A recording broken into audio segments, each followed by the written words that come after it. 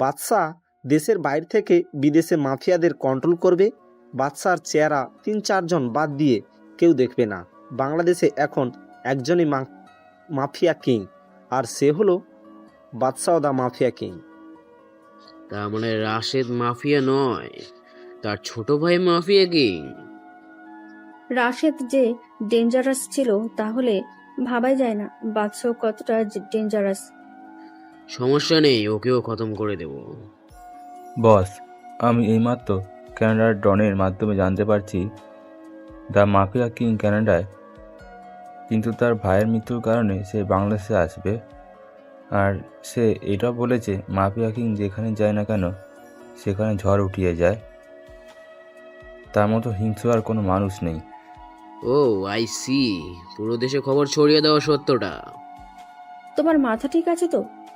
সাধারণ জনগণ শুনলে তারা আর ভয় পাবে না। জনগণের কথা বাদ দাও, তুমি নিশ্চয়ই ভুলোনি যে বাদশাহ একজন মোস্ট ওয়ার্ল্ডেড ক্রিমিনাল। শুধু বাংলাদেশ নয়, বরং বিশ্বের প্রায় 50টি দেশ ওকে খুঁজছে। বাদশাহ এই দেশে আসলে হয়তো পুলিশ ওকে মারবে, না হলে আমি মারবো। কিন্তু কেউ তো ওকে আজ পর্যন্ত দেখেনি, তাহলে ওকে চিনবে কিভাবে? চিন্তা করো না, আমি যতটুকু জানি আসল মাফিয়া এই দেশে আসার সাথে সাথে কিছু একটা করবে। আর সে তো আসলেই ঝড় উঠবে। দেখি কি ঝড় ওঠায়। আমার কাছে পুরো টিম আছে। স্যার, আমাদের ইনফরমেশনের মতে কালকের মধ্যেই মাফিয়া কিং এখানে চলে আসবে। আর তাকে এই দেশে মাত্র 3জন লোক চেনে, কিন্তু তারা কারা তা আমরা জানি না। এমনকি আমাদের দলেরও হতে পারে। সমস্যা নেই, সবাইকে আস্তে আস্তে শেষ করব। সারা দেশে খবর ছড়িয়ে গেছে বাদশাই আসল মাফিয়া কিং, আর সেই দ্রুতই বাংলাদেশে আসবে। সবাই আজ পর্যন্ত মাফিয়া কিংয়ের হিংস্রতা সম্পর্কে যতটুকু জেনেছে, তার ভাইয়ের মৃত্যুতে আরও হিংস্র হবে, এটাই স্বাভাবিক। এয়ারপোর্ট, রেলওয়ে, হাইওয়ে, সদরঘাট, যেখান থেকে বাদশা এই দেশে আসার সম্ভাবনা রয়েছে, সব জায়গায় সিআইডি পুলিশ পাহারা দিছে। সাথে মাফিয়ার লোকেরাও আছে, কারণ বাদশা এই দেশে আসলে এই দেশের রক্তের বন্যা বইয়ে দিবে। কিন্তু হাস্যকর ব্যাপার হলো, বাদশাকে আজ পর্যন্ত কেউ দেখেনি, 3-4 জন ছাড়া। কিন্তু তারা কারা কেউ জানে না। অন্যদিকে কানাডায় জিসান, আমার নকল পাসপোর্ট রেডি হয়েছে? জি বস। আমি তোকে কতবার বলেছি তুই আমাকে নাম ধরে ডাকবি? আমি তোকে নিজের বন্ধু ভাবি। ওকে বাদশা, কিন্তু তুই যে দেশে যাচ্ছিস তোর জন্য তো বিপদ রাস্তার মোড়ে মোড়ে দাঁড়িয়ে আছে। বাদশাহ কোনো বিপদকে ভয় পায় না। বাদশাহ নিজেই বিপদের জন্য বিপদ। আমি একা যাব না, তুইও যাবি আমার সাথে। মনে নেই, আব্বু মারা যাওয়ার আগে বলে গিয়েছিল তোকে আমার সাথে সবসময় থাকতে। তার কথা কি আমি অমান্য করতে পারি? রাশেদ ভাই আর আঙ্কেলকেই তো আমার পরিবারকে বাঁচিয়েছে। তোরা না থাকলে আজ আমি বেঁচেও থাকতাম না। তোরা সবার জন্য কত কিছু করছিলি, আর পরিণামে কি পেলে? ধোকা। আমি বুঝলাম না মানুষ এত নিচে কিভাবে নামতে পারে। তুই চিন্তা করিস না, একবার দেশে যাই, সবাইকে দেখে নিব। দেশবাসী এতদিন শুধু বাদশাহ দা মাফিয়া কিংয়ের হিংস্রতা সম্পর্কে শুনেছে, কিন্তু এখন সবাই এবার হিংস্রটাও দেখবে। আমি আসছি, তোরা তৈরি থাকিস। মাফিয়ার ক্রুরা তোদের আজরাইল আসছি। যে ভাইকে আমি আমার প্রাণের চেয়েও ভালোবাসতাম, তার লাশ পর্যন্ত দেখতে পাইনি। আমি আসছি তোদের মৃত্যুর পরোয়ানা নিয়ে। হা হা হা হা। এইদিকে তো দেশের অবস্থা খারাপ। যখন থেকে শুনেছে রাশেদ মাফিয়া কিং না, বরং বাদশা দা মাফিয়া কিং, তখন থেকেই দেশের সবাই আতঙ্কে আছে। কারণ বাদশা যে দেশে যায় সে দেশে কমপক্ষে হলেও 500-এর মতো লাশ পড়বে। সেটা মিনিস্টার থেকে সাধারণ মানুষ যে কেউ হতে পারে। এইদিকে দেশের সব এন্ট্রি পয়েন্টে পুলিশ থেকে সেনাবাহিনী পাহারা দিচ্ছে। সবাই জানে বাদশা যদি একবার সিদ্ধান্ত নেয় যে সে দেশে আসবে, তাহলে তাকে কেউ আটকাতে পারবে না। বাংলাদেশ শাহজালাল ইন্টারন্যাশনাল এয়ারপোর্টে কানাডা থেকে ফ্লাইট ল্যান্ড হয়েছে। সিকিউরিটি অনেক কড়া, সবাই ব্যাকগ্রাউন্ড চেক করে তারপর ছাড়া হচ্ছে সবাইকে। বাদশা আর জিসান ছদ্মবেশে দেশে আসলো। জিসানের একটি ভালো ব্যাকগ্রাউন্ড আছে কানাডায়। বাদশা ফেক আইডেন্টিটি নিয়ে দেশে আসলো। সবাই চেকিংয়ের পরে যখন বাদশাহের ব্যাকগ্রাউন্ড চেক করা হচ্ছে, আপনার নাম? বাহ, জি ভালো নাম রাকিব। আপনি এই দেশে কেন এসেছেন? আমার বড় ভাইয়ের কবর জিয়ারত করতে এসেছি। ঠিক আছে, যান এখন। বাদশা আর জিসান এয়ারপোর্ট থেকে বের হলো। বাদ, আই মিন রাকিব, এটা তো তোর মায়ের দেওয়া নাম ছিল। হুম, আম্মুকে খুব মিস করি। এখন খেলা শুরু হবে। বাদশা তার ফোন দিয়ে একটা মেসেজ করলো, আর সাথে এয়ারপোর্টে 10টি পুলিশের গাড়ি ব্লাস্ট হলো। সবাই এদিকে ওদিকে দৌড়াচ্ছে। সবাই বুঝে গেছে বাদশা এই দেশে এসে গেছে। সবাই বুঝে গেছে যে তারা শত চেষ্টা করেও বাদশাকে এই দেশে আসা থেকে আটকাতে পারল না। বাদশাহের মুখে একটি পৈশাচিক হাসি ফুটে উঠল। বাদশাহের সামনে 2টি গাড়ি থামলো। গাড়ি থেকে 2জন লোক নামলো, যাদের দেখে বাদশাহের মুখে হাসি ফুটে উঠল। লোক 2টি বাদশা আর জিসানকে জড়িয়ে ধরল। তারপর বাদশা আর জিসান 2টি গাড়িতে উঠল। গাড়ি নিজ গতিতে ছুটছে। হঠাৎ গাড়ি 2টি থেমে গেল ঢাকার বাইরে জঞ্জালের মাঝখানে। একটি বিশাল একটি সেফ হাউসের সামনে। গাড়ি থেকে বাদশা আর জিসানের সাথে সেই 2জন লোকও নামলো। 4জন সেফ হাউসের ভিতরে চলে গেল। সেফ হাউসটা জঙ্গলের ভিতরে, তাই মাফিয়া স্ক্রু এই সেফ হাউসের ব্যাপারে জানে না। কি খবর তোদের? ভাই আপনি তো জানেন এই জায়গার কি অবস্থা, আমরা ভালো থাকি কিভাবে। রাশেদ ভাই, মারা যাওয়ার পর আমাদের অবস্থা আরও বেশি খারাপ হয়ে গেছে। মাফিয়াদের নিজেদের ইচ্ছামতো কাজ করা শুরু করেছে। দেশের সাধারণ মানুষের জীবন অনেক খারাপ হয়ে যাচ্ছে। দীপ কোথায়? সে আসে নাই? না রে, দ্বীপ আসে নাই। তুই তো জানোস তার আমাদের সাথে দেখা করা কতটা রিস্কের কাজ। দ্বীপ আমাদের সাথে ঠিক সময়ই দেখা করে নিবে।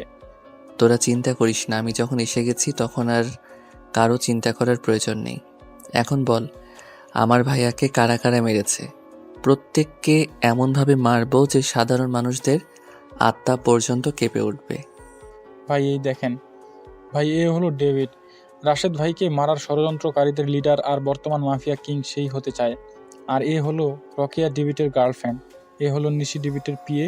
তাছাড়া রুদ্র আছে যে ডেভিডকে অনেক সাহায্য করেছে। ডেভিড রুদ্রকে পুরো ঢাকা শহরের কন্ট্রোল ওকে দিয়ে দিছে। আর তাছাড়া লিটনও আছে ওদের বিশেষ খবরই হিসাবে। আর ভাই বাইরের দেশের দুবাই ল্যান্ড লর্ড আসলাম খান, চায়নার ডন কিং চং, রাশিয়ার মাফিয়া কিং ডেভিল আর পাকিস্তানের ডন ফিরোজ খান রয়েছে যারা ডেভিডকে সাহায্য করছে। ভাই এখন ডেভিডের সাথে অনেকেই রয়েছে, যার ফলে আমরা এখন ওকে ধরতেও পারবো না। আর যখন থেকে ডেভিড শুনেছে যে আপনি দেশে এসে পড়েছেন, তখন থেকেই সে আন্ডারগ্রাউন্ড হয়ে গেছে। নো প্রবলেম, একে একে সবাইকে মারব। এখন একটা ধামাকা করতে হবে, ওদের বুঝিয়ে দিতে হবে যে Badsha the mafia king is not a easy person. তাদের এমন অবস্থা করব যে তারা তোকে আমার কেমন কেমন যেন লাগছে। রাশেদ ভাইয়ের মৃত্যুতে তোর চোখ থেকে পানি পড়েনি, আর এখন তোর মুখে হাসি লেগে আছে। রাশেদ ভাই আমাদের কত উপকার করেছে যে তার মৃত্যুর খবর এখনো আমাদের চোখের সামনে ভাসছে। তাহলে ভেবে দেখ, ভাইয়া আমার আপন ছিল, তার মৃত্যুতে আমি কত কষ্ট পেয়েছি। আমার চোখের পানি এখন শুকিয়ে গেছে রে। এখন সেই পানি শুকিয়ে আগুনে পরিণত হয়ে গেছে। আমার বুকের ভিতরে প্রতিশোধের আগুন দাউ দাউ করে চলছে। বাদ দে, এখন বল তোর নেক্সট প্ল্যান কি? আমার এখন রুদ্রর কাছে যাওয়া প্রয়োজন। তুই পাগল হলি নাকি? রুদ্র এখন ঢাকা শহরের কিং। রুদ্র কোথায় থাকে তার চেলাপেলারা ছাড়া কেউ জানে না। আর তুই যদি বাদশাদা মাফিয়া কিং এর পরিচয় নিয়ে যাস তাহলে কি হবে ভেবে দেখেছিস? রাহুল আর সাব্বির রুদ্রর চেলাপেলাদের কোথায় পাবো? ভাই ওর চেলাপেলারা বেশিরভাগই কলেজে বা ভার্সিটির ছাত্রছাত্রী। আপনি ঢাকা ভার্সিটিতে গেলে ওদের দেখতে পাবেন। সেখানে রুদ্রের ছেলেপেলেরা বেশি আছে, আর সেখানে কোনো ঝামেলা হলে রুদ্রই আগে গিয়ে পৌঁছায়। ও তাই নাকি? তাহলে তো খেলা এবার জমে উঠবে। বলেই নিজের রুমে চলে গেলাম। রাহুল, সাব্বির আর জিসান বাদশাহের কথা কিছুই বুঝতে পারল না। বাদশা কখন কি করে সেটা আজ পর্যন্ত কেউ ভাবতে পারেনি। পরের দিন সকালবেলা আমি ঢাকা যাব, তোরে ব্যবস্থা কর। বাদশার কথা শুনে সবাই বাদশার দিকে তাকিয়ে আছে। কিন্তু ভাই ঢাকায় গিয়ে আপনি কি করবেন? সেটা তোদের না ভাবলেও চলবে। আমরা কেন ভাববো না? তুই আমাদের একমাত্র আপনজন। তোর কিছু হয়ে গেলে আমরা কি নিয়ে বাঁচবো রে? তুই যা প্ল্যান করবি তাতে আমরা তোর সাথে থাকবো, ব্যাস। বাদশা বুঝে গেল যে জিসান রেগে আছে, তাই আর কথা বাড়ালো না। আপনারা নিশ্চয় ভাবছেন যে বাদশাকে জিসান কিভাবে অর্ডার করতে পারলো। আসলে বাদশা আর জিসান বন্ধুর মতো সম্পর্ক, আর রাহুল এবং সাব্বির হলো বাদশার কাছের লোক, যারা কখনো বাদশার জন্য নিজের জীবন দিতেও পিছুপা হবে না। চারজন মিলে ঢাকা শহরে গেল, যেখানে দ্বীপের একটা ফ্ল্যাটে গেল। দ্বীপ হলো সাব্বির আর রাহুলের মতো বাদশার কাছে লোক। দ্বীপ বাংলাদেশের একজন মন্ত্রী প্লাস মাফিয়ার ক্যালিনিটার। কিন্তু ডেভিড জানে না যে দ্বীপ বাদশার হয়ে কাজ করে। দ্বীপ এখনো বাদশার সাথে দেখা করে নাই। ঢাকা শহরের রুদ্রর চোলাপোলাদের আড্ডাখানা, অর্থাৎ ঢাকা ভার্সিটি, যেখানে গিয়ে বাদশা অনার্স থার্ড ইয়ারে ভর্তি হলো। শুধু বাদশা নয়, সাথে জিসানও ভর্তি হয়েছে, কিন্তু অন্য বিভাগে। রাহুল আর সাব্বিরকে সবাই চিনে, কারণ তারাও মাফিয়ার স্পেশাল মেম্বারদের লিডার। পরের দিন বাদশা ছদ্মবেশ ধরে, অর্থাৎ একটি পুরাতন টি শার্ট আর প্যান্ট পরেছে, আর তার চুলগুলো তেল দিয়ে শুয়ে রেখেছে। বাদশাকে দেখতে একেবারে খ্যাত খ্যাত লাগছে। বাদশা জিসানকে ভালোভাবেই যেতে বলল। জিসান ভার্সিটিতে চলে গেল, আর বাদশা যাচ্ছে তার ছদ্মবেশে। তাকে দেখে মনে হচ্ছে হৃতিক রোশন হিরো আলমের গেটআপে যাচ্ছে। তবে যাই হোক, এখন গল্পে আসা যাক। বাদশা ভার্সিটিতে পৌঁছে গেল। সে ভিতরে গিয়ে দেখলো চারদিকে গুঞ্জা টাইপের ছেলে মেয়েতে ভরা। তবে যারা ভালো ছেলে মেয়ে তারা র্যাগিংয়ের শিকার হচ্ছে। বাদশা জানে যে তাকেও র্যাগিংয়ের শিকার হতে হবে। তাই হলো, হঠাৎ পিছন থেকে কেউ ডাক দিল। ওই খ্যাত, এইদিকে আয়। বাদশা পিছনে তাকিয়ে দেখলো একটা বখাটে গ্রুপ ডাকছে তাকে। আমি যা চেয়েছিলাম তাই হলো, এবার খেলা শুরু হবে। এই বয়রা, আমাদের কথা কি কানে ঢোকে না নাকি? জি ভাই, শুনেছি। ওদের কাছে গিয়ে বলল, তাহলে দাঁড়িয়েছিলি কেন? আমি ভেবেছিলাম যে আপনি কাকে ডাকছেন, কারণ ভার্সিটিতে আমার আজকেই প্রথম দিন। আমি তো কাউকে চিনি না এই ভার্সিটিতে। তুই ছাড়া কি আর কেউ খেতে আছে নাকি এই ভার্সিটিতে? আরে মাহিম, থাম এবার। আর তোর নাম কি রে? ভাই রাকিব।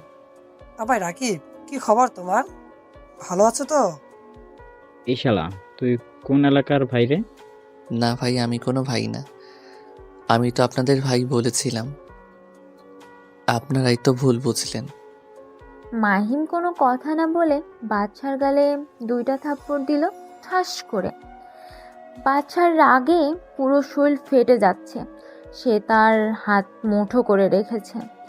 বখাটেরা তো জানে না বাদশা চাইলে ওদের মারতে 2 মিনিটেরও কম সময় লাগবে। তোর কত বড় সাহস, তুই আমাদের মুখের উপর কথা বলিস? তোকে তো আমি আজকেই মেরে ফেলবো। আরে দোস্ত, থাম এবার।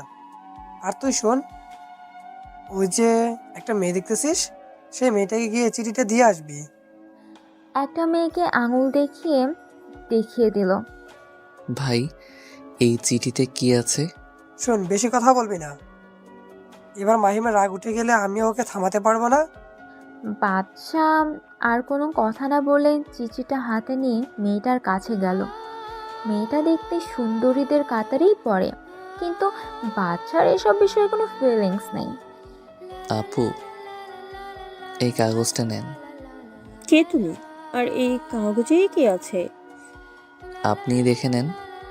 মেয়েটি কাগজটি নিয়ে পুরো পড়ে রাগে ফুসফুস করছে, আর সাথে সাথে বাচ্চাকে ঠাস করে গালে থাপ্পড় বসিয়ে দিল। বাচ্চা এটা আশা করেনি যে এবারও তাকে থাপ্পড় খেতে হবে। বাচ্চা বুঝে গেল যে এই চিঠিতে এমন কিছু আছে যার কারণে মেয়েটি রেগে গেছে। শালা ফকিরের বাচ্চা, তোর সাহস কিভাবে হয় রে আমার সাথে রুম ডেট করার প্রস্তাব নিয়ে আসতে? বাচ্চা পিছন তাকিয়ে দেখলো বখাটেরা কেউ নেই, সবাই যে মিস্টার রিঞ্জিয়া হয়ে গেছে। আপু, আসলে আমি কিছুই করিনি। আমি র্যাগিংয়ের শিকার হয়েছি। আর এই কাগজে কি লেখা আছে আমি কিছুই জানতাম না। মিথ্যা কথা বলার জায়গা পাস না? আহা মিলি, ছাড় না। তুই তো জানিস এই ভার্সিটির কি অবস্থা। আর এই ছেলেকে দেখতে সহজ সরল লাগছে। এই জীবনেও তোকে এরকম প্রস্তাব দিতে কখনো সাহস পাবে না। তুই ঠিকই বলছিস কিয়া। এরকম খ্যাতমার্কা ছেলে তো রুম ডেটের মানেও জানে না। এই, তোর নাম কি রে? রাকিব। তোকে দেখে তো এই ভার্সিটিতে প্রথম দেখছি। কোন ইয়ারে তুমি?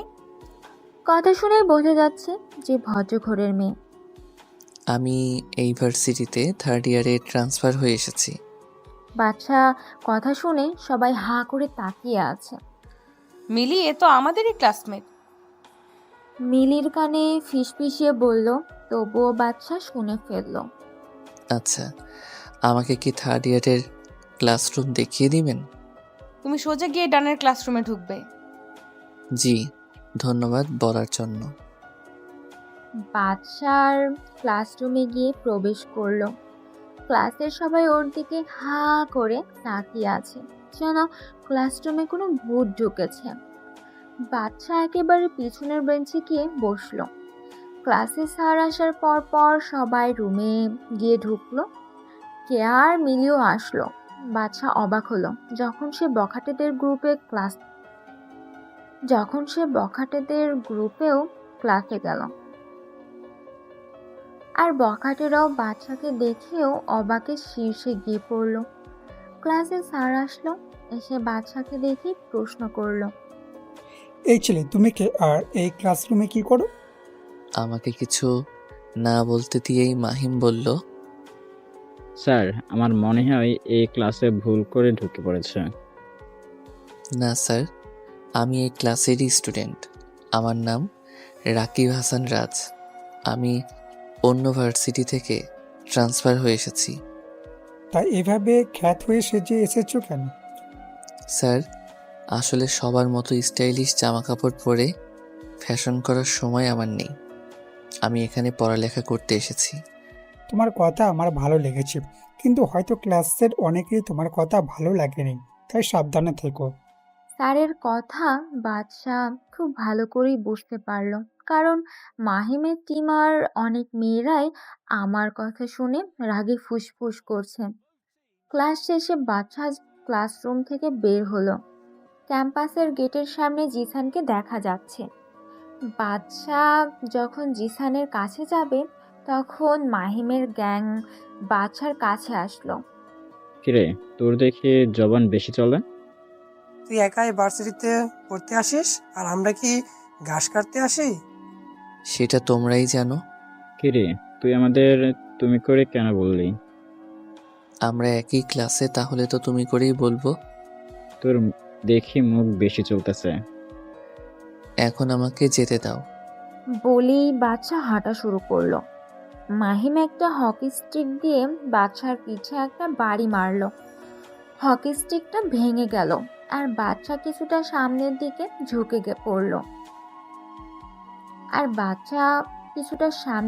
ঝুঁকে পড়ল। এই ঘটনা দেখে সবাই বাচ্চার দিকে তাকিয়ে আছে। হকি স্টিক ভেঙে গেল, অথচ বাচ্চা সোজা হয়ে দাঁড়িয়ে আছে। তারা তো আর জানে না বাচ্চার কাছে এসব হ্যাটা কিছু না। বাচ্চা মুচকি হেসে চলে গেল। ক্যাম্পাসের গেট থেকে দূরে গিয়ে একটা গাড়িতে উঠে পড়ল, যে গাড়িতে জিসান আগে থেকেই ছিল। কিরে, তুই ওদের কিছু বলবি না কেন?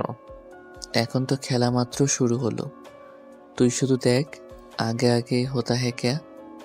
শোন, আজকে একটা খবর পেলাম যে ওই মাহিময় হলো রুদ্রের রাইট আর তুই তো কাজের কথা বললি, এবার খেলা জমে যাবে। হা হা হা হা। গাড়ি গিয়ে তাদের ফ্ল্যাটের সামনে গিয়ে থামলো। ভাই, এমন একটা খবর পেয়েছি যেটা আমাদের জন্য অনেক লাভজনক। কি সেই খবর? ভাই, খবরটা হলো আপনি যে ভার্সিটিতে অ্যাডমিশন নিয়েছেন সেই কলেজের মাহিম নামে একজন মাফিয়ার ক্রু আছে। সে রুদ্রের বিশেষ লোক, আর তাকে কোনো মত রাগিয়ে তুলতে পারলে রুদ্র তার গর্ত থেকে বের হবে। তার মানে বোয়াল মাছ ধরতে হলে আগে তার জন্য ট্র্যাপ বানাতে হবে। রুদ্র নামের বোয়াল মাছকে ধরতে পারলেই ডেভিড নামের হাঙরকে ধরতে পারবো। ভাই, শুধু ডেভিডকে ধরলেই হবে না, দেশের বাইরে থেকে যারা ডেভিডকে সাহায্য করেছে তাদেরকেও ধরতে হবে। সাব্বির একেবারে ঠিক কথা বলছে। ওদেরকে এমনভাবে মারবো যে আর কোনো মাফিয়া বা ডন এই বাদশাদা মাফিয়া কিংয়ের সাথে পাঙ্গা নিতে আসবে না। তাহলে এখন কি প্ল্যান আছে? সাব্বির আর রাহুল, ভালো করে শোন। দীপ এখনো জানে না যে আমরা কোন ভার্সিটিতে অ্যাডমিশন নিয়েছি, আর ভার্সিটিতে পরশুদিন একটা বড় অনুষ্ঠান হবে। সেই দিনই রুদ্রকে ধরতে হবে। দীপ অনুষ্ঠানের স্পেশাল গেস্ট হিসেবে আসবে। কিন্তু রুদ্র কোনো ভার্সিটিতে আসবে কেন আসবে? হা হা হা হা। বাদশা একটা পৈশাচিক হাসি দিয়ে ফ্ল্যাট থেকে বেরিয়ে গেল। সাব্বির, রাহুল আর জিসান একই অবস্থায় বসে আছে। তারা জানে বাদশার এই হাসির কারণ অবশ্যই কোনো ভয়ঙ্কর কিছুর লক্ষণ।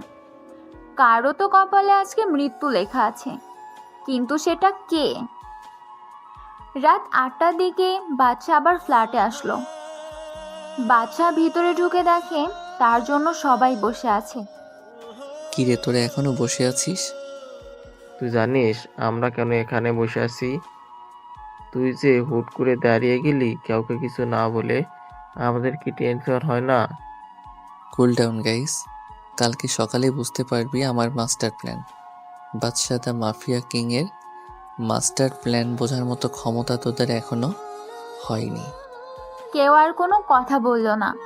সবাই জানে বাদশা এখন কিছুই বলবে না। সকালবেলা জিসান, সাব্বির, কোথায় তোরা? তাড়াতাড়ি এসে দেখ কি হয়েছে। কিরে, সকালবেলা গরুর মতো চিল্লাচিল্লি করছিস কেন? রাহুল, কি হয়েছে? টিভিতে দেখ কি হয়েছে। আজকের ব্রেকিং নিউজ, ঢাকার আন্ডারওয়ার্ল্ডের কিং রুদ্রের ডান হাত মাহিম খুন হয়েছে। তার ডান হাত কেটে বাম হাতে রাখা হয়েছে, অথচ দুইটার উপরে ফেলা হয়েছে। তার এমন নির্মম হত্যা কে করতে পারে? এখন সেটাই হয়তো আপনাদের প্রশ্ন। আপনাদের প্রশ্ন মাহিমের খুনিই দিয়েছে। মাহিমের গায়ে চাকু দিয়ে লেখা হয়েছে যে nobody can find me Rudra, I challenged you, if you have guts then come in the varsity and find me, I am always ready. কে এভাবে লিখতে পারে? এখন সেটাই হলো প্রশ্ন। সবাই এই নিউজ দেখে বাদশার দিকে তাকালো। জিসানরা নিউজ দেখতে দেখতে বাদশাও ঘুম থেকে উঠে গেছে। বাদশা, তুই এখন খুন করেছিস? ভাইসরা, এরকম হিংস্রভাবে কে খুন করবে? ভাই, আমাদের একবার বলতে পারতেন, আমরা ওর খেল খতম করে দিতাম। আপনি এত কষ্ট কেন করলেন? তোদের এতজনের প্রশ্ন দিতে পারবো না, কিন্তু একটা কথাই বলবো যে বাদশাস ডেথ গেম ইজ অন। আমার মনে হয় মাহিমের খুন বাদশাই করেছে। ভাই, আমি পুরোপুরি শিওর যে এই খুন বাদশাই করেছে, আর এবার আমাকে করবে। আহা রুদ্র, এত ভয় পাচ্ছ কেন? আমরা তো আছি নাকি? আর আমার মনে হয় না বাদশা এই ভুল করবে, কারণ যে মাহিমকে মেরেছে সে রুদ্রকে ওপেন চ্যালেঞ্জ করেছে যে ভার্সিটিতেই রুদ্র ওই খুনিকে খুঁজে পাবে। আর রুদ্রের হাতে যদি ওই খুনি পড়ে তাহলে কি আর সে বেঁচে ফিরতে পারবে? ম্যাম, আপনি মনে হয় ভুলে যাচ্ছেন যে বদমাইশকে কেউ আজ পর্যন্ত দেখেনি। তাহলে কিভাবে বুঝবেন যে বদমাইশ মাহিমের খুনি নাকি? কেউ দেখেনি বলে ভুল হবে। আমাদের সবাই জানা মতে মাত্র 3 জন বাংলাদেশি মাফিয়া করিডোররাই ওকে দেখেছে। আর কানাডা ডনের কথা মতে বাদশার সাথে আরও একজন সঙ্গী আছে যে বাদশার ছায়ার সাথে মিশে থাকে, যার নাম জিসান। আগামীকাল তো ওই ভার্সিটিতে একটা অনুষ্ঠান হবে, সেখানে দীপ বিশেষ অতিথি হিসেবে থাকবে। দীপের যদি কোনো ক্ষতি করে দেয় সে, ওকেও তো আমাদের বাঁচাতে হবে। যতক্ষণ পর্যন্ত না জানতে পারছি যে কারা বাদশাকে সাহায্য করেছে, আমার কারোর উপর বিশ্বাস করতে পারছি না। তাহলে কি আমি কালকে যাব?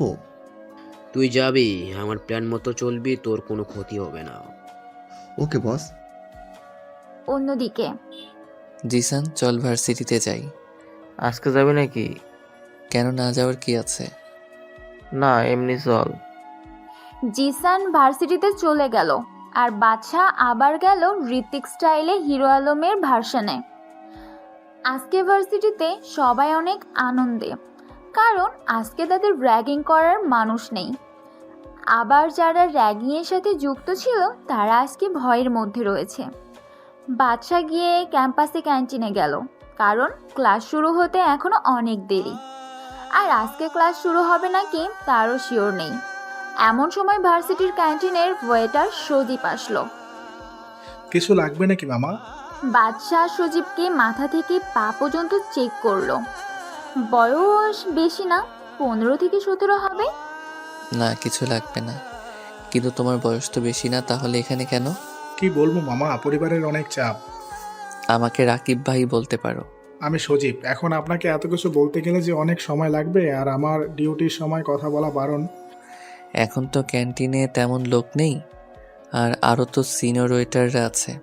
তোমার এই ক্যান্টিনের যত ক্ষতি হবে তা আমি দেব। এখন বসো এখানে। না ভাই, টাকা লাগবে না। এই পর্যন্ত আমাকে কেউ এভাবে বলেনি, সবাই আমাকে ছোট লোক বলেছে, কিন্তু আপনি প্রথম যে আমার সাথে ভালো ব্যবহার করলো। গতকাল যে মরল না মাহিম, একেবারে খারাপ লোক। তার মৃত্যুতে কে কি করবে আমি জানি না, কিন্তু আমি মসজিদে 10 টাকা দিব। আচ্ছা দিও। এখন বলো তো, তোমার পরিবারে কে কে আছে? অসুস্থ মা, এক বেকার বড় ভাই আর আমি। তোমার বাবা কোথায়? আমার আব্বু অনেক বছর আগেই মারা গেছে। তোমার বড় ভাইয়ের বয়স কতটুকু, আর সে কোনো কাজ করে না কেন? আমার বড় ভাইয়ের বয়স 23 বছর, আর সে পড়ালেখা অনেকটুকু করছে, কিন্তু কোনো চাকরি পায়নি তেমন। আমার মতো চাকরি করতে বললেই বলে সে এত পড়াশোনা করেও এত ছোট চাকরি করবে না। ও ঠিক আছে, তাহলে তোমার বড় ভাইকে এই অ্যাড্রেস পাঠিয়ে দিবে আর তার সকল সার্টিফিকেট নিয়ে যেতে বলবে। সেখানে গেলেই তার চাকরি হয়ে যাবে, তাই অ্যাড্রেসে পাঠাবে।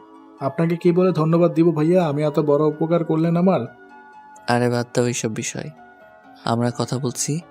এমন সময় মিলি আর কে আসলো আমাদের কাছে। কিরে সজীব, এই খ্যাতের সাথে কি কথা বলস? না আপু, এমনি কথা বলছিলাম। তা কি কথা বলেছিলে? রাকিব ভাইয়া আমার পরিবারের কথা জিজ্ঞেস করছিল। ও জানো মিলি আপু আর কে আপু, রাকিব ভাই আমার বড় ভাইয়ের চাকরির ব্যবস্থা করে দিয়েছে। বাদশাহ সজীবকে চোখের ইশারায় চলে যেতে বলল। কিরে খ্যাত, তোর তো নিজেরই ঠিক নেই, তুই আবার সজীবের চাকরির ব্যবস্থা কিভাবে করলি রে? তা আপনার না জানলেও হবে। তোর মুখ বেশি চলতেছে কিন্তু। আরে ছাড় না দোস্ত। তা রাকিব, তুমি কিভাবে সজীবের চাকরির ব্যবস্থা করলে? না মানে আমার এক আত্মীয় আছে যার একটা ছোট দোকানে লোক লাগবে, তাই সজীবের ভাইকে সেই ব্যাপারেই বলা হয়েছে। আর তেমন কিছু না, আমি এখন গেলাম। এই বলেই যখন উঠতে যাব, কে আমার হাত ধরে আবারও চেয়ারে বসিয়ে দিল। আরে কোথাও যাও আমাদের কথা না শুনে। আপনাদের মতো বড় লোকের সাথে আমার মতো গরিবের কি কথা? তুই কি জানিস যে মাহিম খুন হয়েছে? কে মাহিম? গতকাল যার সাথে তোর মারামারি হলো, আর যাকে গতকাল তুই হিংস্রভাবে খুন করেছিস। বাদশার এই কথা শুনে চেয়ার থেকে দাঁড়িয়ে গেল, কারণ গতকালে বাদশাই যে মাহিমকে মেরেছে তা তো এদের জানার কথা না। কি আবল তাবল বলতেছেন? আমি আবার খুন? হাসালেন। মিলি গতকাল তোমাকে দেখেছে যে তুমি মাহিমকে যখন খুন করে রাস্তায় ফেলে এসেছিলে। অসম্ভব, গতকাল তো আমি পুডি পড়েছিলাম, তাহলে এই মেয়ে আমার চেহারা কিভাবে দেখলো? আপনি কি সত্যি আমার চেহারা দেখেছেন? ভালো করে ভেবে দেখেন। আসলে গতকাল সেই খুনে হুডি পরা ছিল, তার চেহারা দেখতে পারিনি, কিন্তু তার চোখ, বডি ল্যাঙ্গুয়েজ একেবারে তোর মতোই দেখতে। তাহলে থাকেন, আমি গেলাম। আরে এত তাড়াতাড়ি কি আছে? আজকে তো ক্লাস হবে না, তাই বসো। আচ্ছা, তোমার কোনো ফ্রেন্ডস নেই ভার্সিটিতে? আমার মতো খ্যাতের আবার friends? Can we be friends? মানে আমার মতো খ্যাতের সাথে হুট করে বন্ধুত্ব কেন করবেন? দেখো, সেই দিনের ব্যাপারের জন্য সরি। আমি জানি সব করেছে মাহিমি। আজকে তোমার সাথে বন্ধুত্ব করতে এসেছি। হুট করে তুই থেকে তুমি, এখানে নিশ্চয়ই কোনো গন্ডগোল রয়েছে। আরে কোনো গন্ডগোল নেই, তোমাকে ভালো মনে হলো তাই ফ্রেন্ডশিপ করতে এসেছি। কেন, আমরা মেয়ে বলে কি ফ্রেন্ড হতে পারি না? না, তেমন না। তাহলে আর কোনো কথা না, আজকে থেকে আমরা ফ্রেন্ডস। বাচ্চার দিকে হাত বাড়ালো। বাচ্চা কিছু একটা ভেবে হাত মিলিয়ে নিল। সেই সময় জিসান আসলো। রাকিব, কি করছিস সে জায়গায়? বাচ্চা জিসানকে চোখের ইশারায় বলে দিল চুপ থাকতে, কারণ জিসান আর বাচ্চা যে একে অপরকে চিনে এটা কেউ না জানতে পারে। জিসান, তুমি কি রাকিবকে চিনো নাকি? না, আসলে কালকের ঝামেলার পর রাকিবের সাথে রাস্তায় দেখা হয়, সেখানেই পরিচয়। ও, তাই বলো। তো তোমরা এখানে কি করছো? রাকিবের সাথে ফ্রেন্ডশিপ করতে এসেছিলাম। বাচ্চার দিকে জিসান আর চোখে তাকালো, কারণ বাচ্চা কোনোদিনও মেয়েদের সাথে মেশেনি। তাহলে তোমরা থাকো আজকে, আমি আসি, কালকের অনুষ্ঠানে আবার দেখা হবে। এই বলেই বাচ্চা চলে গেল। পরের দিন সকালে আজকে যে করেই হোক না কেন রুদ্রকে মারতে হবে। কিন্তু এত মানুষের সামনে কিভাবে মারবে? আবার ওর সাথে বডিগার্ডও থাকবে। আমি খবর নিয়েছি, আজকের অনুষ্ঠানে ডেভিডের পুরো নজর থাকবে। তোর সাথে কি কোনো প্ল্যান আছে বাদশার? বাচ্চা কোনো দিন প্ল্যান ছাড়া যুদ্ধে নামে না। ভার্সিটিতে আজকে অনুষ্ঠান হবে, সবাই কাজে লেগে পড়েছে। বাচ্চা জিসানের সাথে আজকে রাহুল আর সাব্বিরও এসেছে। একটু পর অনুষ্ঠান আস্তে আস্তে শুরু হতে লাগলো। চিফ গেস্ট হিসেবে দীপ এসে গেছে। বাচ্চাকে আর জিসানকে এখনো দেখতে পারেনি। আস্তে আস্তে অনুষ্ঠান প্রায় শেষের দিকে এসে গেল। এমন সময় ভার্সিটিতে প্রায় 30টার মতো বাইক আর একটা বড় গাড়ি আসলো। সবাই বুঝে গেল যে রুদ্র এসে গেছে। রুদ্রকে সবাই ভয় পায়। রুদ্র গাড়ি থেকে নামলো। কিরে বাদশা, তুই কোথায়? তুই না বলেছিলি যে এই ভার্সিটিতে আসলে আমার সামনে আসবি? আমি তোর চ্যালেঞ্জ অ্যাকসেপ্ট করছি, সাহস থাকলে সামনে আয়। রুদ্র, কি হচ্ছে এসব? বাদশা এখানে কিভাবে আসবে? তুই জানিস না বলে কথাটা বললি। বাদশা আমাকে চ্যালেঞ্জ করেছিল যে এই ভার্সিটিতে ওকে পাবো। দীপ পুরো ভার্সিটিটা একবার পুরো দেখে নিল। দীপ দেখলো দূরে সাব্বির আর রাহুল দাঁড়িয়ে আছে। দীপ বুঝে গেল রুদ্রের আজকে শেষ দিন। রুদ্রের মোবাইলে একটা মেসেজ এলো যে সাহস থাকলে ভার্সিটির শেষের দিকে ঘরে যেতে, তাও আবার একা একা। রুদ্রের ইগোতে লাগলো কথাটা। রুদ্র সবাইকে ওখানে রেখে একা একা চলে গেল। রুদ্র সেইখানে গিয়ে দেখলো একটা রুম আছে। রুদ্র সেই ঘরের ভিতরে প্রবেশ করলো। রুদ্র দেখলো রুমে কেউ নেই। রুদ্রের পিছু পিছু ওর লোকের সাথে দীপ আর ভার্সিটির ছেলেমেয়েরা এলো। তারা রুমে গিয়ে দেখলো সেখানে রুদ্র নেই। রুদ্রকে আগেই বাচ্চা অজ্ঞান করে ভার্সিটির ক্লাসরুমে নিয়ে গেছে। কেউ ভাবতেই পারবে না যে রুদ্রকে বাচ্চা ক্লাসরুমে নিয়ে যাবে। রুদ্র আস্তে আস্তে চোখ খুলছে। চোখ খুলে সে আশেপাশের পরিস্থিতি বোঝার চেষ্টা করছে। সে এখানে কিভাবে আসলো। তার মনে পড়ে গেল সে যখন ওই রুমে গেল তখন একজন লোক মুখ বেঁধে তার ঘাড়ে এমনভাবে আঘাত করলো যে সে অজ্ঞান হয়ে যায়। তারপর তার আর কিছু মনে নেই। রুদ্র এখন 2টা বেঞ্চের সাথে বাঁধা আছে। রুদ্রের সামনে এখন একটা লোক দাঁড়িয়ে আছে। সে আর কেউ না, বাচ্চা। কিন্তু রুদ্র বাচ্চার মুখ দেখতে পারছে না, কারণ বাচ্চা মুখে মাস্ক পরে আছে। কে রে তুই? তোর মৃত্যু। আমার মৃত্যু? তা আবার তুই? আমি নিজে মৃত্যুর ফ্যাক্টরি, আর তুই আমাকে মরার ভয় দেখাচ্ছিস? আমাকে খুলে দে, তাহলে তোকে প্রাণে বাঁচার সুযোগ করে দেব। খুল আমাকে। কুল কুল, এত গরম হওয়ার কিছু নেই। তোর চিৎকার কেউ শুনতে আসবে না, কারণ তোর সামনে এখন বাদশাদা মাফিয়া কিং দাঁড়িয়ে আছে। এই কথা শোনার পর রুদ্রের মুখ থেকে হাসিটা নিমিষেই বিলীন হয়ে গেল। ভাই আমাকে মাফ করে দিন, আমি কিছুই জানি না। সবই ডেভিড আর বাইরের দেশের মাফিয়ারা করেছে। ভাই আমি সত্যি কিছু জানি না। ভয়ে একেবারে কেঁদেই দিল। এত ভয় পাওয়ার কিছু নেই। আমি শুধু 2টা প্রশ্ন করব, যদি তুই সত্যি কথা বলিস তাহলে তোর মুক্তি। কি প্রশ্ন ভাই? আমার ভাইকে কিভাবে মেরেছিস? নিশ্চয়। I want answer. ভাই আমি জানি না। বাচ্চা বুঝে গেল যে কিভাবে রুদ্রের মুখ থেকে কথা বের করবে। কিছু একটা শয়তানি বুদ্ধি তার মাথায় আসলো, আর তার মুখে একটা হাসি ফুটে উঠল। বাচ্চা একটা পকেট নাইফ বের করে রুদ্রের হাত বরাবর গেঁথে দিল। রুদ্র অসম্ভব ব্যথায় চিৎকার করতে লাগলো, কিন্তু কোনো লাভ নেই, কারণ এই ভার্সিটির পাশে আরো কয়েকটা ভার্সিটি আছে যারা আজকে জমিয়ে মজা করতেছে, আর সাউন্ড স্পিকারে গান বাজাচ্ছে, আর আওয়াজ আমাদের ভার্সিটিতেও শোনা যাচ্ছে, এবং এই শব্দই যথেষ্ট বাচ্চার জন্য। আসলে এই ভার্সিটিতেও অনুষ্ঠান হচ্ছিল, কিন্তু রৌদ্র আসার পর সব বন্ধ হয়ে গেল। এখনো সময় আছে, বলে দে, না হলে তুই বাদশার হিংস্রতা এখনো দেখিস নাই। ভাই আমি সত্যি জানি না।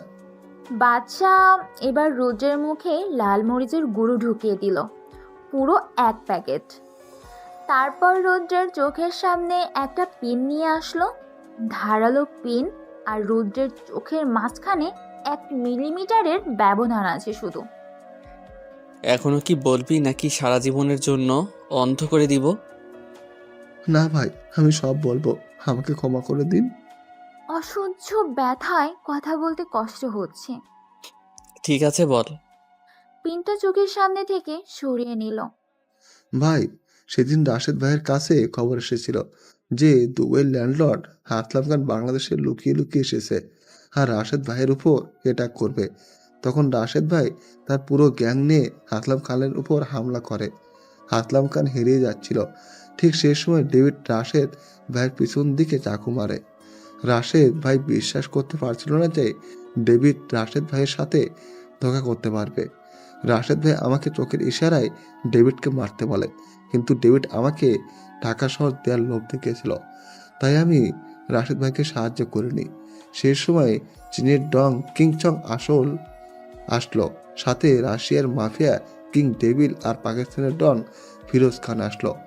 ডেভিড তাদেরকে লুকিয়ে বাংলাদেশে আসতে সাহায্য করে। আমার সামনে সবাই রাশেদ ভাইকে খুব হিংস্রভাবে হত্যা করে। ভাই তারপর ডেভিড বাকি ডনদের সাহায্য এই দেশকে জাহান্নামে পরিণত করে তোলে। ভাই আমি আর কিছু জানি না, আমাকে মাফ করে দিন। ফরেন মাফিয়ারা কি এখনো দেশে আছে? না ভাই, তারা নিজ নিজ দেশে থেকেই ডেভিডকে পাওয়ার দিচ্ছে। তাহলে তাদের এই দেশে কিভাবে আনবো? ভাই সেটা ডেভিড জানে। তাহলে আমাকে ডেভিডের ঠিকানাটা দে। ভাই সে তো আন্ডারগ্রাউন্ড। ঠিকানা দিবি নাকি এখানেই তোকে মেরে ফেলবো? বলছি ভাই ডেভিড এখন এই গেস্ট হাউসে রয়েছে। ভাই এখন আমাকে ছেড়ে দিন, আমি এখন থেকে আপনার দলে। আচ্ছা তুই আমাকে বলতো, সেই দিন তুই ইচ্ছা করলে কি ভাইয়াকে বাঁচাতে পারতি? হয়তো ভাই পারতাম। তাহলে তুই ভাবলি কিভাবে যে আমি তোকে বাঁচতে দিব? বলেই বাদশা রৌদ্রের গলার ব্লেড দিয়ে একটা কাট দিল। রৌদ্রের গলা থেকে গড় গড় করে রক্ত বের হওয়া শুরু হলো। তখনই বাচ্চা একটা চিৎকারের শব্দ পেল। বাচ্চা পিছনে তাকিয়ে দেখলো কে চিৎকার দিয়েছে। বাদশাকে এভাবে দেখলে যে কেউই ভয় পেয়ে যাবে। কেয়া রুম থেকে দৌড় দিল। বাচ্চা তার পিছনে দৌড়াতে লাগলো। কে আমার কথা শোনো। না, তুমি একটা খুনি। কেয়া দৌড়াতে দৌড়াতে একজনের সাথে ধাক্কা খেলো। আরেকটা কথা, বাচ্চা আর কেয়া ছিল ব্লিডিংয়ের টপ ফ্লোরে। কেয়া দেখলো তার সামনে তার বড় ভাই দাঁড়িয়ে আছে। ভাইয়া আমাকে বাঁচাও, আমার পেছনে একটা খুনি আসতেছে। কোথায় সে? তুই আমার সাথে আয়। বলেই কেয়ার ভাই তার পকেট থেকে একটা রিভলভার বের করে সামনে হাঁটতে লাগলো। আর সে সময় বাচ্চার সামনে আসলো কেয়া আর কেয়ার ভাই। ভাইয়া এইটাই সেই খুনি, আমাদের ক্লাসরুমে একজনকে খুন করে এসেছে, এখন আমাকেও মেরে ফেলবে। কেয়ার ভাই বাচ্চার দিকে রিভলভার তাক করলো, কিন্তু যখন বাচ্চার চেহারা দেখলো তখন কেয়ার ভাইয়ের হাত পা কাঁপা শুরু করলো, আর একসময় রিভলভার পড়ে গেল তার হাত থেকে। কেয়ার ভাই আর কেউ না, দীপ, যে বাচ্চার আসল পরিচয় জানে। দীপ বাচ্চার পায়ের সামনে শুয়ে পড়লো। ভাই, আমার বোনকে ক্ষমা করে দাও, সে তোমাকে চেনে না তাই এমন করেছে।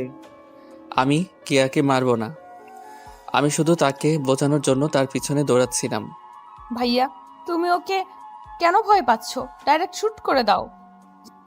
চুপ কর তুই, বাঁচতে চাইলে তুই ক্ষমা চেয়ে নে। কেয়ার মাথায় কিছুই ঢুকছে না। সেই সময় তাদের কাছে জিসান, সাব্বির আর রাহুল আসলো।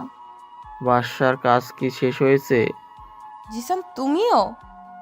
জিসান একবার কেয়ার দিকে তাকিয়ে আবার বাচ্চার দিকে তাকালো। সাব্বির, রোদ্রের লাশ ক্লাসরুমে পড়ে রয়েছে, শাপলা চত্বরে ঝুলিয়ে দিবি। ওকে ভাই। কেয়া আর কোনো চাপ নিতে পারেনি, তাই কেয়া সেন্সলেস হয়ে যায়। হাইপার হওয়ার কিছুই নেই, কেয়া মাথায় এত প্রেশার নিতে পারেনি তাই সেন্সলেস হয়ে গেছে। দীপ, তোর বোনকে বাসায় নিয়ে যা, আর তোরা আমার সাথে চল, ডেভিডের সাথে দেখা করে আসি। ডেভিড, তুই ওর ঠিকানা কোথায় পেলি? রুদ্রের থেকে সব জেনে নিয়েছি। আর দীপ, আজকে ফ্ল্যাটে দেখা করবি সন্ধ্যার দিকে। ওকে ভাই। এখন চল তোরা। তারপর বাদশা, জিসান, সাব্বির আর রাহুল গাড়িতে উঠে রুদ্রের বলা গোডাউনের দিকে রওনা দিল। সেখানে পৌঁছানোর পর কয়েকজন গার্ড দেখতে পেল। বাদশা গাড়ি গোডাউন থেকে অনেক দূরে পার্কিং করলো। তারপর সবাই আস্তে আস্তে গোডাউনের পিছনের দেয়াল টপকে ভিতরে গেল। সেখানে অনেক গার্ড ছিল, কিন্তু তাদের সাইলেন্সার বন্দুক দিয়ে মারা বাদশার কাছে কোনো ব্যাপারই না।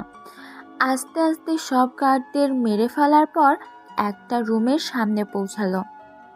ভিতরে কারো কথা বলার আওয়াজ শোনা যাচ্ছে। আজ শুনে তো মনে হচ্ছে ডেভিড তার গার্লফ্রেন্ড, ডেভিডের খাস চামচা লিটন আর ডেভিডের পিয়ে নিশি আছে। ও, তাহলে সবাই একসাথে আছে। আজকে সবার খেল খতম। রাহুল আর সাব্বির ভিতরে যা। ভাই আমরা যাব। চিন্তা করিস না, এই বাচ্চা থাকতে তোদের কেউ টাচ পর্যন্ত করতে পারবে না। তোরা শুধু ডেভিডকে এই কথাটা বলবি। ওকে ভাই। রাহুল আর সাব্বির রুমের ভিতরে গিয়ে ডেভিডের সামনে দাঁড়ালো। বাদশা আর জিসান দরজার কাছে লুকিয়ে আছে। কিরে তোরা এখানে? তোদেরকে তো এই হাউস অ্যাওয়ার্ডের ব্যাপারটা বলিনি। তোরা কিভাবে এই জায়গায় আসলি? আসলে রুদ্র ভাই আমাদের আপনার ঠিকানা বলেছিল। তা রুদ্র কোথায়? রুদ্রকে তো আমি বাদশাকে মারতে পাঠিয়েছিলাম। আসলে রুদ্র ভাই আর বেঁচে নেই। কি? বাদশা ওকে মেরে ফেলেছে? তা তোরা কি এই খবরটা আমাকে দিতে আসলি? না ভাই, আমরা একজনকে আপনার সাথে দেখা করতে এসেছি। কে সে? আমি। কে রে তুই? বলেই বাদশা ডেভিডের দিকে বন্দুক তাক করে গুলি ছুড়ল, কিন্তু ডেভিড লিটনকে তার সামনে নিয়ে আসলো, তাই গুলিটা লিটনের লাগে। বাদশা যেহেতু দূরে ছিল তাই বুলেট লিটনের শরীর ভেদ করতে পারেনি। নিশি আর রোকেয়া ফায়ারিং করা শুরু করে। আবার এদিকে বাদশা, জিসান, সাব্বির আর রাহুলও ফায়ারিং করা শুরু করে। যেহেতু বাদশা হুট করে হামলা করে তাই ডেভিডটা কিছু করতে পারেনি। আর এইদিকে রোকেয়া গুলি লাগে আর সে নিচে পড়ে যায়। ডেভিড তাকে উঠানোর চেষ্টা করে, কিন্তু এদিকে বুলেটের তুফান চলছে তাই রোকেয়াকে দেখে নিশি আর ডেভিড পিছনের দরজা দিয়ে বের হয়ে যায়। রাহুল আর সাব্বির ওদের পিছু নিতে গেলে বাদশা ওদের থামায়। কি হলো ভাই, আমাদের আটকালেন গেল? ডেভিডের পিছু করতে হবে না। কেন ভাই? ডেভিড তো পালিয়ে গেল। বাচ্চা জোরে জোরে হাসা শুরু করলো। সেটা কোনো সাধারণ হাসি ছিল না, বরং সেটা হলো পৈশাচিক হাসি ছিল। এই হাসির মানে বাচ্চার প্ল্যান কাজ করেছে। এখন শুধু খেলা হবে মৃত্যুর খেলা। তোর কথা তো আমি কিছু বুঝতে পারছি না। ডেভিড তো বেরিয়ে গেল। আমি চেয়েছি বলে যেতে পেরেছে। মানেটা কি? তোর মাথায় কি চলছে আমি কিছু বুঝতে পারছি না। বাচ্চার খেলায় বাচ্চা আর আল্লাহ তাআলা বাদে কেউ বুঝতে পারে না। ভাই তুই আমাদের বুঝে একটু বল। পরে বলবো, এখন রোকেয়াকে আমাদের সাথে নিয়ে আয়। সন্ধ্যায় দ্বীপের সাথে অনেক কথা আছে। আজকেই সব প্ল্যান তোদের সাথে শেয়ার করব। সবই তো বুঝলাম, কিন্তু এই ডাইনিকে আমাদের সাথে নিয়ে যাব কেন? মাঝে মাঝে ডাইনিরাও অনেক কাজের। মানে? এখনই সব মানে বুঝলে কি হবে? সন্ধ্যায় সবকিছু বলবো। আর এই রোকেয়াকে আমাদের সাথে নিয়ে আয়, এর চিকিৎসা করতে হবে। রোকেয়া গুলি খেয়ে সেন্সলেস হয়ে গেছে। তারপর সবাই তাদের ফ্ল্যাটে পৌঁছে গেল।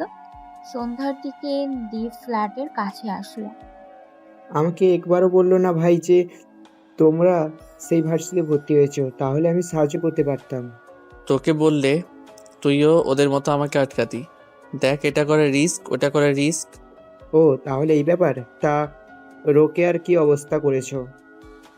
তাকে ডাক্তার দেখে গিয়েছে, গুলি বের করা হয়েছে। এখন ঘুমের ওষুধ দেওয়া হয়েছে, প্লাস বিছানার সাথে হাত পা বাঁধা আছে। কিন্তু আমরা কেন ওকে বাঁচিয়ে রেখেছি তাই তো বুঝতে পারছি না। আর কেনই বা ডেভিডকে এইভাবে পালিয়ে যেতে দিয়েছে। সব বলবো আজকে। আগে দীপ বল, কি এখন ঠিক আছে? এখন ঠিক আছে। আমি ওকে সব বলে দিয়েছি, আপনার ব্যাপারে আমার ব্যাপারে। Are you out of mind Deep? তুই কি জানিস তুই কি করলি? এর ফলে আমরা কত বড় বিপদে পড়বো তুই ভাবতেও পারবি না। এখন যদি কেয়া কাউকে কিছু বলে দেয়? আমি কাউকে কিচ্ছু বলবো না। দরজার আড়াল থেকে বের হয়ে আসলো। তুই এখানে? তোমার পিছু নিয়ে এখানে এসেছি। কিন্তু কেন? তুই জানিস না বাদশা ভাই এসব পছন্দ করে না? এ তোমাদের কাছে বাদশা হতে পারে, কিন্তু আমার কাছে আমার বন্ধু রাকিব। কেয়া, তুমি এখানে কেন এসেছো? চলে যাও এখান থেকে। আমি তো যাওয়ার জন্য এখানে আসিনি, আমি এসেছি তোমাকে সাহায্য করতে। মানেটা কি কিয়া? মানেটা হলো আমি বাদশাকে সাহায্য করতে চাই। তুই কিভাবে সাহায্য করবি? আমি কেন জানি না, কিন্তু আমি সাহায্য করতে চাই। বাসা, তুই কি চাস কে এখানে থাকবে কি না? কেয়া আমাদের সাহায্য করতে পারবে। ভাই কিন্তু কিভাবে? সেটা আস্তে আস্তে জানতে পারবি। ঠিক আছে, কিন্তু এখন বল তুই ডেভিডকে কেন যেতে দিলি, এটা তো আগে বল। বাদশা আর রুদ্রের মধ্যে যা যা কথা ছিল তা সব খুলে বলল। এসবের সাথে ফরেনিয়ার মাফিয়ার আছে, এটা তো আমরা অনেক আগে থেকেই জানি, কিন্তু এসবের সাথে ডেভিডকে যেতে দেওয়ার বিষয়টা আমি বুঝতে পারছি না। আমি ইচ্ছা করলে সেখানে ডেভিডকে মারতে পারতাম, কিন্তু আমি তা করিনি। আমি সবাইকে একসাথে শাস্তি দিব। আমার ভাইয়ের মৃত্যুর প্রতিশোধ একসাথে নিব। আমি যদি ডেভিডকে মেরে ফেলতাম তাহলে ফরেনার ডনদের আমি ধরতে পারতাম না, আর ডেভিডের মৃত্যুর পরে সবাই সতর্ক হয়ে যেত। এখন যেহেতু ডেভিড কোনো মতে বেঁচে গেছে, সে অবশ্যই আমাদের উপর অ্যাটাক করবে, আর তার জন্য তার ফরেনার ডনদের সাহায্য অবশ্যই লাগবে। এখন শুধু তাদের এই দেশে আসার অপেক্ষা। সবই তো বুঝলাম, কিন্তু রোকিয়ার কি করবি?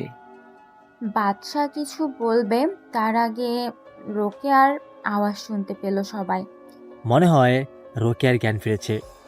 তাহলে এবার কি করব আমরা? এবার রোকেয়ার থেকে ডেভিড আর ফরেনার ডনদের ব্যাপারে জানতে হবে। কিন্তু সে কি বলবে? এমনিতে বলবে না, থার্ড ডিগ্রি দিতে হবে। না জিসান, আমার একটা নীতি আছে। আমি কোনো মেয়ের উপর হাত তুলি না, মারতে হলে এক গুলিতেই মেরে ফেলি। কেয়া, তুই যদি আমাকে সাহায্য করতে চাও তাহলে তুমি রোকেয়ার থেকে সব ইনফরমেশন কালেক্ট করবে, আর এজন্য তোমার যা করা উচিত তাই করবে। ভাই কেয়া কি পারবে? ওয়াই নট ব্রো, আমি অবশ্যই পারবো। এবার শুধু তোমরা দেখো এই কেয়ার খেলা। তারপর কেয়া রোকেয়ার রুমে গেল। বাদশা আর সবাই রুমের বাইরে সোফায় বসে আছে। হঠাৎ রোকেয়ার রুম থেকে রোকেয়ার চিৎকার শোনা গেল। কেয়া ওর খেলা শুরু করে দিয়েছে। কিন্তু আমি একটা জিনিস বুঝলাম না যে কিয়া তোকে খুন করতে দেখে যেভাবে ভয় পেয়েছিল, আর ওর চোখে তোর জন্য ঘৃণা দেখেছিলাম, আর সেই কিয়া তোকে সাহায্য করেছে। আমারও এক প্রশ্ন। আসলে ভাই কেয়া যদি জানতে যে তুমি বাদশাদা মাফিয়া কিং, তাহলে সে কখনোই তোমাকে দেখে ভয় পেত না। কেন, কেয়া কি আমাকে চিনে নাকি? জি ভাই। মানে? ভাই কেয়া আসলে তোমাকে ভালোবাসে। মানেটা কি? আমি সত্যি বলছি ভাই। কেয়া তো আমার নামও কখনো শুনিনি, তাহলে সে কিভাবে আমাকে ভালোবাসবে? ভাই সে আপনার নাম অনেক আগেই শুনেছিল। বাদশার নাম তো দেশে কেউ জানতো না, তাহলে কিয়া কোথা থেকে শুনবে?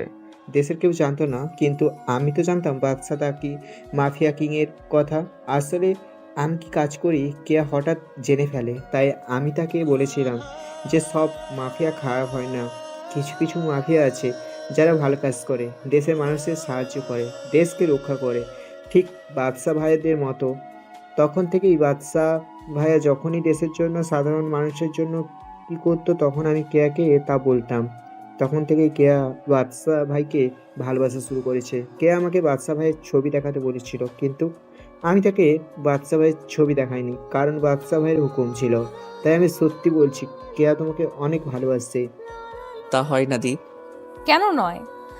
বাদশা পিছনে তাকিয়ে দেখে কেয়া বাচ্চার পিছনে দাঁড়িয়ে আছে।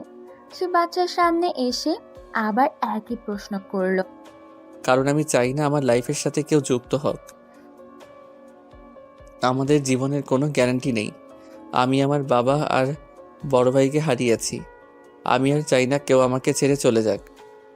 কিন্তু আমি তোমার জীবনের সাথে জড়াতে চাই।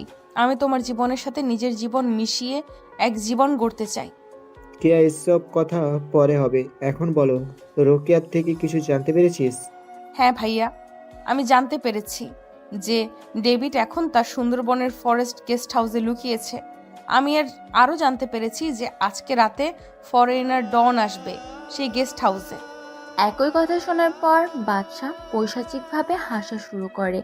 এই হাসির মানে কিছু একটা হতে চলেছে। এখানে সবাই জানে এই হাসির মানে মৃত্যুর খেলা হবে আজকে। রোকেয়াকে শেষ করে দে, আর সবাই রেডি হয়ে নে, আজকে রাতে খেলা হবে মৃত্যুর খেলা। সবাই সবার মতো রুমে চলে গেল। দীপ জিসানের সাথে গেল কিছু প্ল্যানিং করতে। আমার কথা কি একটু ভাবা যায় না? কেয়া, তুমি কি জানো, যখন আমি প্রথম ভার্সিটিতে যাই তখন সবাই আমাকে খ্যাত বলে অত্যাচার শুরু করে, কিন্তু একমাত্র তুমি আমাকে সাহায্য করেছিলে। আমি তোমার ভিতরে একটা পিওর মন দেখতে পেয়েছিলাম। ধীরে ধীরে তোমাকে আমার ভালো লাগা শুরু করে। আমি জানি না সেটা ভালোবাসা কিনা, কিন্তু আজকের পর যদি আমি বেঁচে যাই তাহলে তোমাকে নিয়ে আমি ভাববো। দেখা আমাদের হবে, এটা শিওর। দেখা যাবে। বিকাল 4টার দিকে সবাই রেডি হয়ে গেল ফরেস্ট গেস্ট হাউসে যাওয়ার জন্য। সবাই কি রেডি হয়েছে? আমরা রেডি, প্লাস সব প্ল্যান করা হয়েছে। আমিও রেডি। না, তুই কোথাও যাবি না। কিন্তু কেন? কারণ সেখানে বিপদ আছে। আমি কোনো বিপদকে ভয় পাই না। ইউ শুড আন্ডারস্ট্যান্ড, ডেথ সেখানে অনেক রিস্ক আছে। আমরা সেখানে গিয়ে জীবিত নাও ফিরে আসতে পারি। I don't care. ওকে, আমার সাথে আসো। তারপর বাদশা কেয়াকে একটা রুমে নিয়ে যায়। তারপর কথা বলার অজুহাতে কেয়াকে রুমের ভিতরে আটকে রাখে। বাদশা, দরজা খোলো। সরি ফর দিস, কিন্তু আমরা যেখানে যাচ্ছি সেখান থেকে ফিরে নাও আসতে পারি।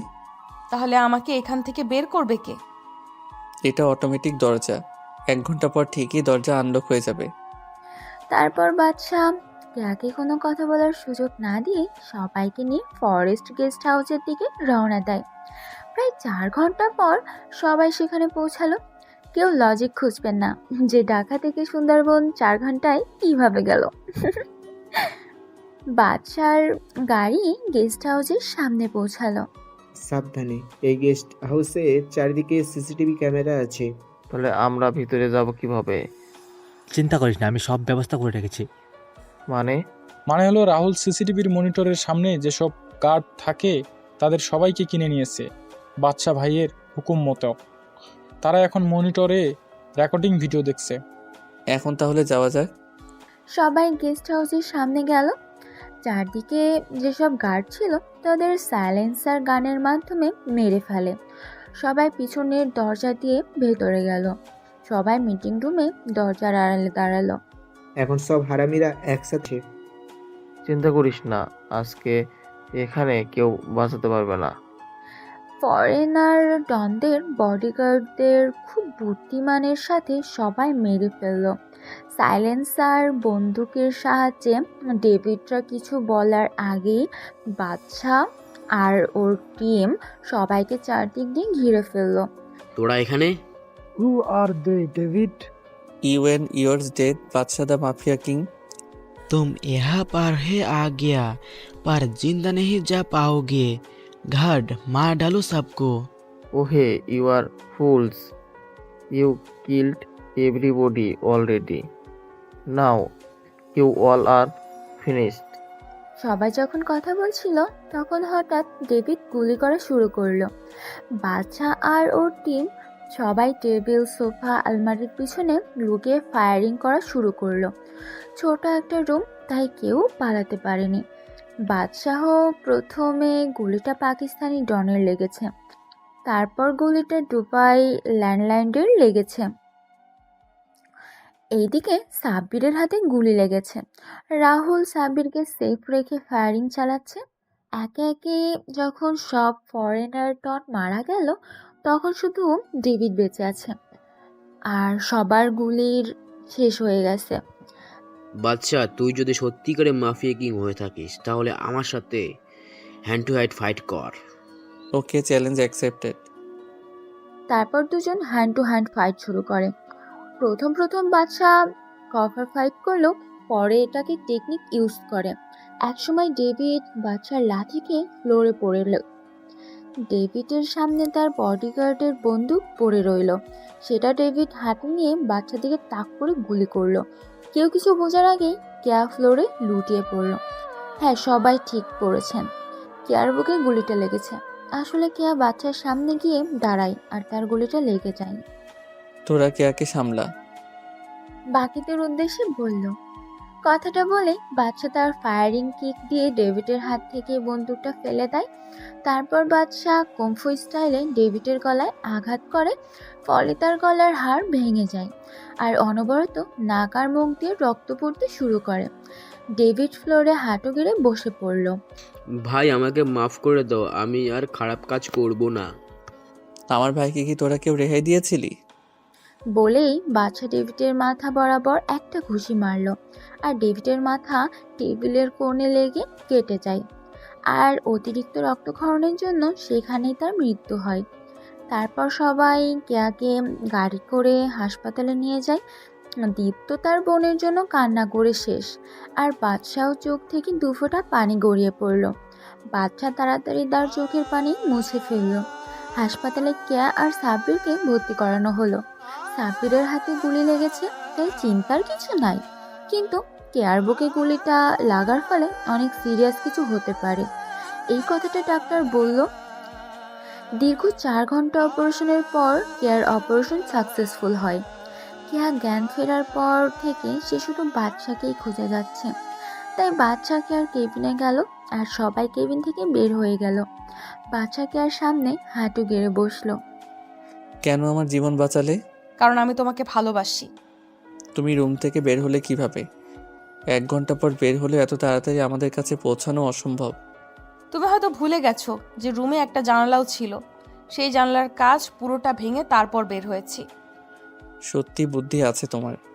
বাদশা দা মাফিয়া কিংকে ভালোবেসেছি, অন্তত এইটুকু বুদ্ধি না থাকলে কি আর হয়?